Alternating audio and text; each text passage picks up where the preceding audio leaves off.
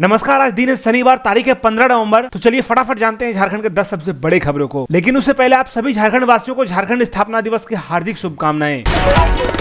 झारखंड के कई हिस्से में शीतलहर चलने की संभावना। कल कई जिलों में गिरेगा न्यूनतम तापमान। पिछले 24 घंटे में सबसे ठंडा रहा खूंटी। देखिए, झारखंड में अब रोजाना ही ठंड में वृद्धि दर्ज की जा रही है। हिमालय से आने वाले उत्तरी ठंडी हवाओं के असर से राज्य के कई हिस्सों में तापमान में तेजी से गिरावट दर्ज की गई है। मौसम विभाग के अनुसार 15 नवंबर को कई जिलों में न्यूनतम तापमान 8 से 9 डिग्री सेल्सियस तक पहुंच सकता है। वहीं शुक्रवार को गढ़वा, पलामू, चतरा, लातेहार, लोहरदगा, गुमला, सिमडेगा और इनके निकटवर्ती मध्य क्षेत्रों में कहीं कहीं शीत चलने की संभावना है। जामताड़ा के लदना डैम पर बोट फेस्टिवल। हजारों पर्यटक उमड़े, 5 एडवेंचर बोट्स का आनंद लिया। देखिए, जामताड़ा के लदना डैम पर शुक्रवार को बोट फेस्टिवल का आयोजन किया गया। जामताड़ा पर्यटन विभाग द्वारा आयोजित इस उत्सव में धनबाद, गिरिडीह, देवघर और जामताड़ा सहित विभिन्न क्षेत्रों से हजारों नौकायन प्रेमी और पर्यटक पहुंचे। पूरा इलाका मेले जैसे उत्साह और स्पीड बोट की आवाज से गूंज उठा। कार्यक्रम स्थल पर पुलिस बल और जिला प्रशासन की पूरी टीम मुस्तैद रही। इससे भीड़ प्रबंधन और सुरक्षा व्यवस्था सुनिश्चित की गई, जिससे पर्यटक बिना किसी परेशानी के रोमांच का आनंद ले सके। धनबाद में गोदाम के तालाब में मिला गार्ड का शव। 2 साल से गोदाम में था कार्यरत। साथी ने देर रात तालाब की ओर जाते देखा था। देखिए, धनबाद के गल्फरबाड़ी ओपी क्षेत्र के दुधिया पानी स्थित विनोद दास के कचरा गोदाम में शुक्रवार सुबह 65 वर्षीय गार्ड सुशील सिन्हा का शव गोदाम के भीतर बने तालाब से बरामद हुआ। मृतक गाड़ी खाना का निवासी था और पिछले 2 वर्ष से इस गोदाम में गार्ड के रूप में कार्यरत था। बताया गया है कि गुरुवार रात सुशील सिन्हा कथित तौर पर नशे की हालत में काम पर पहुंचे थे। देर रात में वो गोदाम के तालाब की ओर गए, जिसके बाद उन्हें फिर देखा नहीं गया। शुक्रवार सुबह जब साथी गार्ड ने उनकी तलाश शुरू की तो तालाब के किनारे उनकी चप्पल मिली। संदेह होने पर तालाब में देखा गया, जहां सुशील सिन्हा का शव पानी में उपलाता हुआ मिला। महागठबंधन पर झामुमो ने कह दी बड़ी बात। कहा, झारखंड में समीक्षा करेंगे। देखिए, झारखंड मुक्ति मोर्चा ने राज्य में महागठबंधन की समीक्षा करने की बात कही है। पार्टी महासचिव सुप्रियो भट्टाचार्य ने बिहार चुनाव परिणामों पर टिप्पणी करते हुए कहा कि अगर तेजस्वी यादव रांची आकर हेमंत सोरेन का नाम लेते तो परिणाम कुछ और होता। उन्होंने चंपई सोरेन पर राजनीतिक आत्महत्या करने का आरोप लगाया और बाबूलाल मरांडी की नकारात्मक राजनीति की आलोचना की।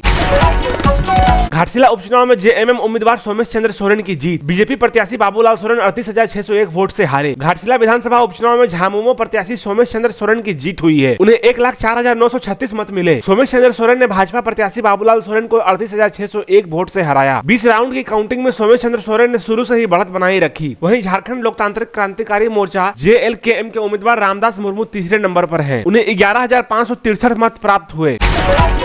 जानवरों व पक्षियों को हो सकता है खतरा। नामको में खुले में फेंकी दवा की खेप कहां से आई, किसी को भी जानकारी नहीं। देखिए, लोवाडी दुर्गा सोरेन चौक से फ्लाईओवर जाने वाले रास्ते के बगल में गुरुवार की सुबह दवा की पूरी खेप फेंकी हुई मिली। दवा और इंजेक्शन के हजारों डिब्बों को इस तरह फेंका गया है जैसे कूड़ा हो। सभी डिब्बों में कैप्सूल, इंजेक्शन, सिरप और टैबलेट है। दवा के कई डिब्बों पर अंकित तिथि एक्सपायर हो चुकी है, तो सैकड़ों डिब्बे ऐसे भी है जिनमें से 3 से 5 माह की एक्सपायरी की तिथि लिखी हुई है। दवा की खेप कहां से आई और यहाँ क्यों फेंकी गई, यह बताने वाला कोई नहीं है।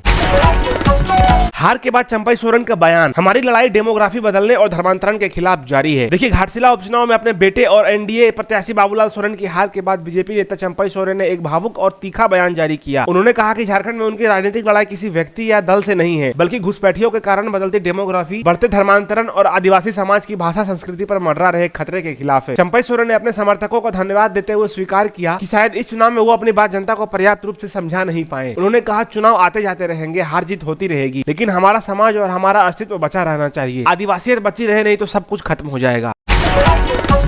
झारखंड में 25 सालों में 10,769 नक्सली गिरफ्तार, 324 ने किया सरेंडर। देखिए, झारखंड पुलिस ने राज्य गठन के बाद से नक्सल अभियान, बल वृद्धि और साइबर अपराध नियंत्रण जैसे क्षेत्रों में महत्वपूर्ण उपलब्धियां गिनाई। राज्य पुलिस प्रवक्ता सह आईजी अभियान डॉक्टर माइकल राज एस ने गुरुवार को प्रेस वार्ता कर उपलब्धियों की जानकारी दी। आईजी अभियान ने बताया कि नक्सल अभियान के तहत झारखंड पुलिस ने वर्ष 2001 से सितंबर 2025 तक 10,769 नक्सलियों को गिरफ्तार किया, जबकि 324 ने आत्मसमर्पण किया और 235 नक्सली मारे गए।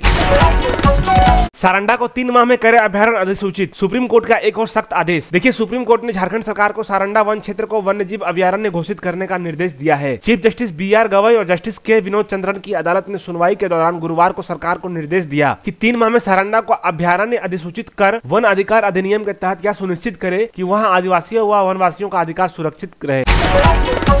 रिम्स निदेशक और स्वास्थ्य मंत्री में छुट्टी को लेकर तूतू मैं सांसद ने शांत कराया मामला। देखिए, रांची में रिम्स शासी परिषद की बैठक में निदेशक और स्वास्थ्य मंत्री के बीच छुट्टी को लेकर बहस हुई, जिसे सांसद ने शांत कराया। बैठक में पावर ग्रिड आश्रय शुल्क घटाने, नेट मशीन खरीदने और रिम्स को मॉडल अस्पताल बनाने जैसे फैसले लिए गए। मरीजों के लिए नए वेंटिलेटर और अंतिम संस्कार के लिए आर्थिक सहायता की घोषणा की गई। कर्मचारियों की अनुशासनहीनता पर सख्त रुख अपनाया गया। एजेंडे के अनुसार जब निदेशक से पूछा गया कि वह बिना अनुमति को छुट्टी लेकर कैसे राज्य से बाहर चले गए, तो उन्होंने कहा कि 2 माह पहले छुट्टी का आवेदन किया गया था, लेकिन उसे रिजेक्ट कर दिया गया। ऐसे में इस महत्वपूर्ण कार्यक्रम में उनके पास छुट्टी लेकर जाने के अलावा और कोई रास्ता नहीं था। अगर ऐसी स्थिति रही तो काम करना मुश्किल है।